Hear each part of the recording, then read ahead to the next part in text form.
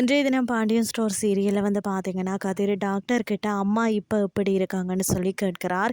அதுக்கு அவர் அவங்களுக்கு பிபி கொஞ்சம் லோவா தான் இருக்கிறது.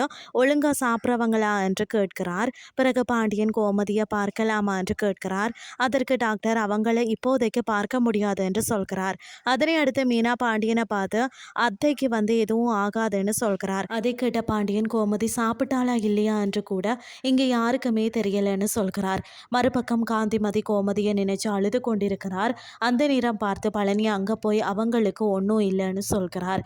பிறகு வந்து சுகன்யா அத்தை வீட்டில் கிடந்தப்போ பார்த்துட்டு பயந்து போயிட்டோம்னு சொல்கிறார். அதனை அடுத்த பாண்டியன் கோமதியை ஒழும்ப சொல்லி கூப்பிடுகிறார். அதை தொடர்ந்து டாக்டர் வந்து அமைதியா இருங்க என்று சொல்கிறார். கதிரும் கோமதியோட நிலைமையை பார்த்துட்டு அழுது கொண்டிருக்கிறார். அதனை அடுத்து வீட்டுக்கு வந்த பாண்டியன் எதுவுமே கதைக்காமல் ரூமுக்குள்ள போய் அழுது கொண்டிருக்கிறார். இதுதான் இன்றைய நாளுக்கான எபிசோட். அடுத்த எபிசோட்ல என்ன நடக்க போகுதுன்னு சொல்லி பொறுத்திருந்து பார்க்கலாம்.